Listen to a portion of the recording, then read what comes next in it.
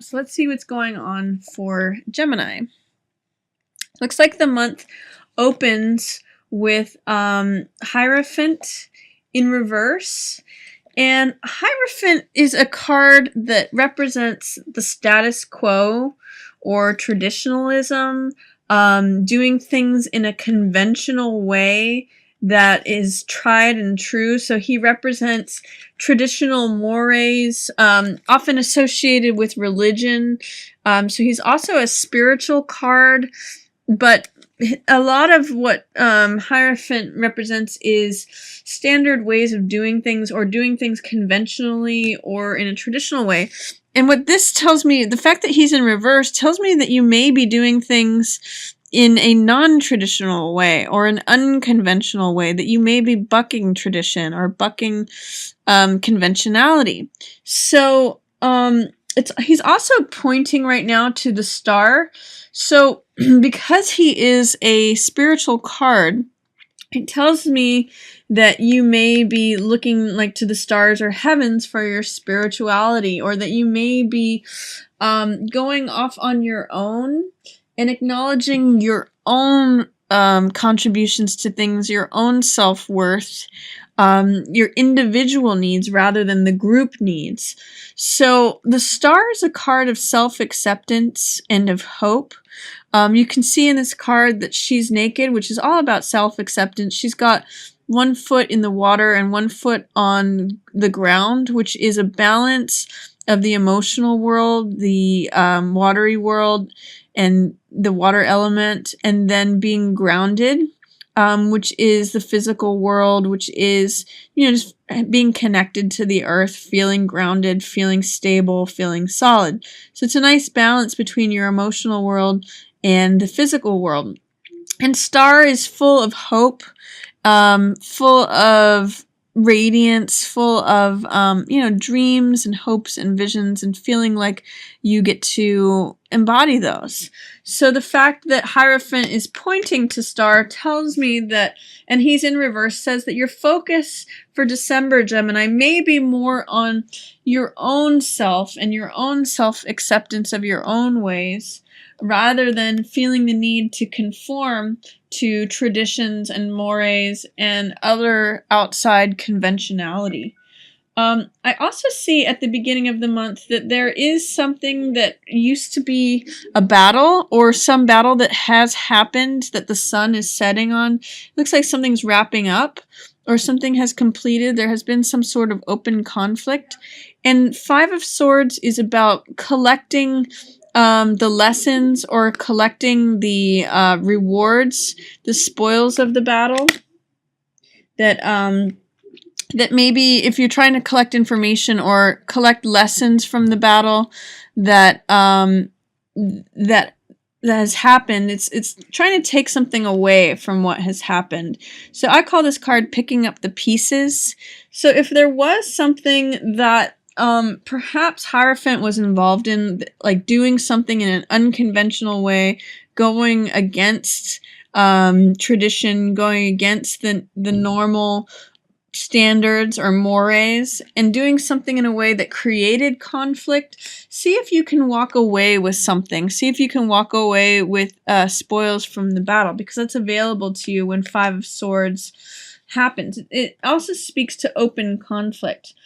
Two of Coins is joint finances, and it can also be juggling things. So in the reverse position, it tells me that you may be feeling a little overextended, perhaps especially related to money. Oftentimes with Two of Coins, it feels like you're juggling money between one thing and another thing, like there's just enough to cover the bases. And it feels like you may have a couple balls in the air and are having to juggle things. So when this card comes and it's in the reverse position, see if you can find balance between, say, work life and home life, or work life and personal life. If you can manage to see you know, have a fun or flexibility with all that you're juggling. That's usually my recommendation when I see 2 of coins in reverse. It also tells me that there may be a division between any kind of joint finances. That may be splitting up. If you have common assets with someone else, 2 of coins in reverse tells me that there may be some tension between that. 6 of Cups is usually about childhood experiences and innocence and kindness. In the reverse position, sometimes it can show up as cynicism or not having very much innocence, like feeling cynical about something. So be careful that you don't, if there is something that is separating in terms of joint finances or joint assets, be careful not to be cynical about it. See if you can adopt a childlike, playful attitude towards it. That's the high side of this 6 of Cups card. It's innocence. It's, you know, giving to one another in an innocent, pure way with no expectation of gain. It's like how children give to one another. So be careful that in whatever you share with someone else, be careful that you maintain the original innocence that you had when you started and when you gain that asset with them, and see if you can give to the other person with the same sort of innocence and childlike kindness that was there originally. It seems like there may be some sort of battle that's brewing regarding that. So see if you can stay away from cynicism towards the beginning of the month, Gemini, and see if you can maintain a spirit of kindness, innocence, and just sweetness and friendship. I had already talked a little bit about Star and how that reflects hope and how that reflects self-acceptance. I'm seeing in both of these cards Star and Moon.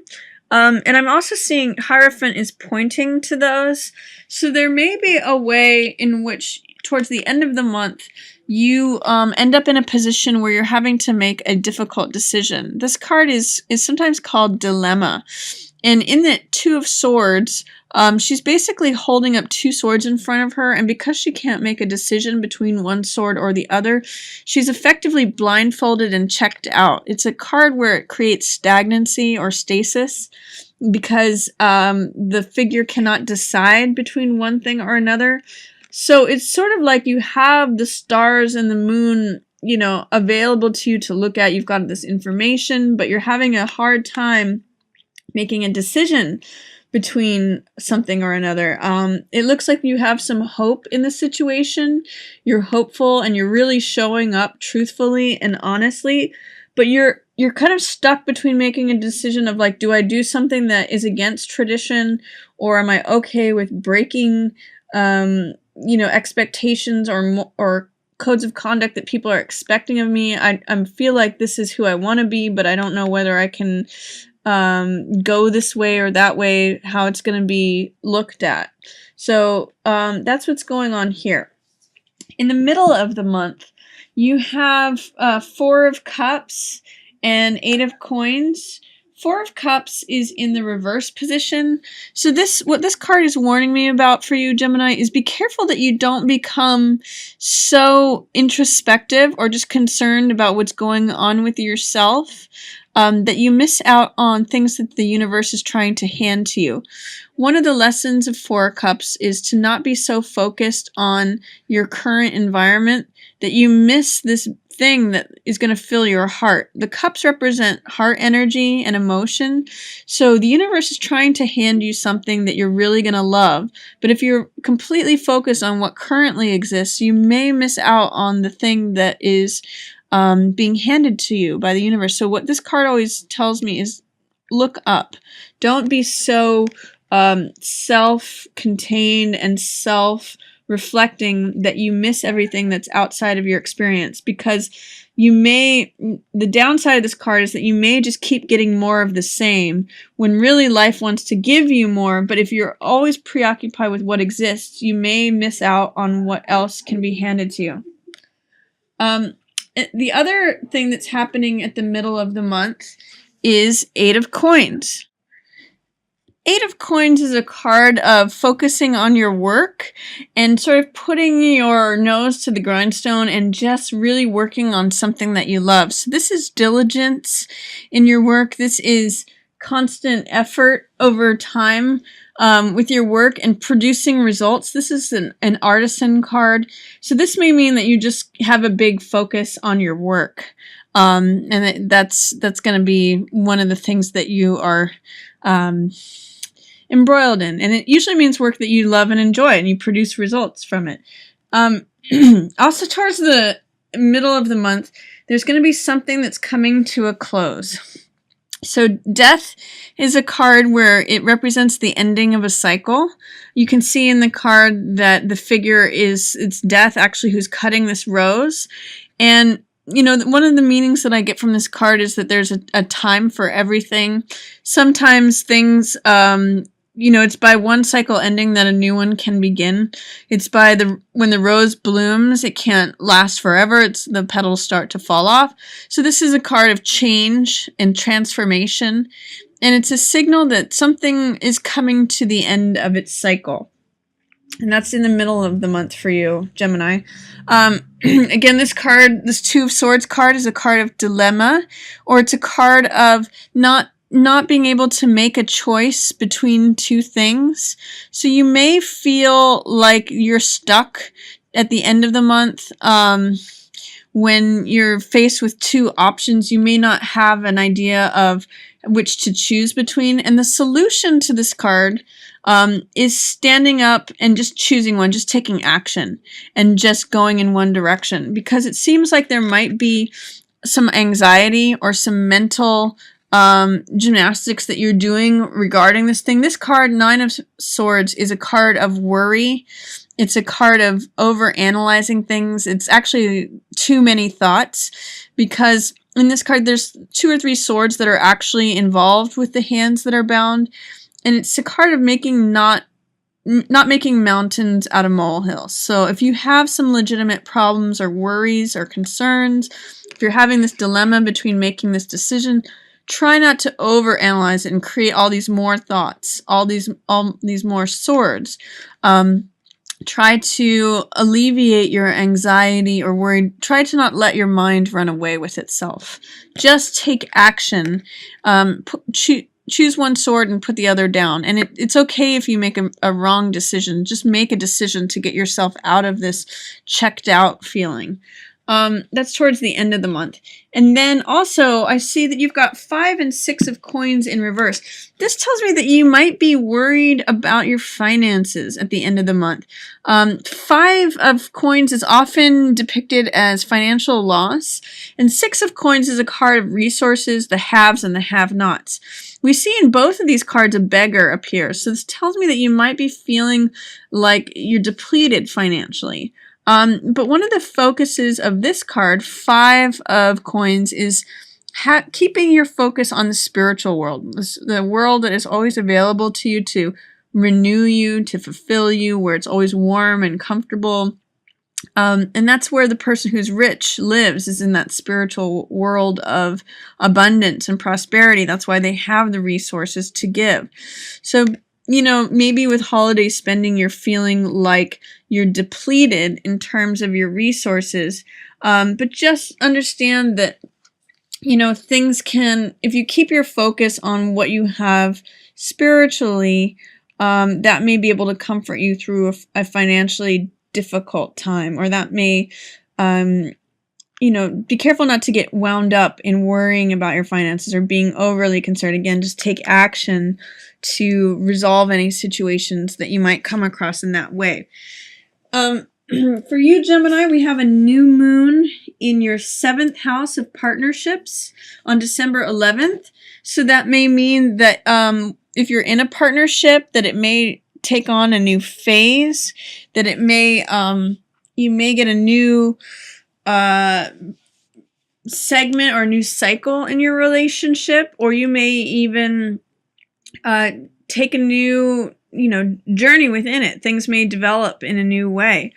If you're not in a relationship, then you may find a new relationship. It's a good time to set the intentions during a new moon for partnership, and that could be romantic, or it could be a business partnership, or in whatever way that you may partner with someone.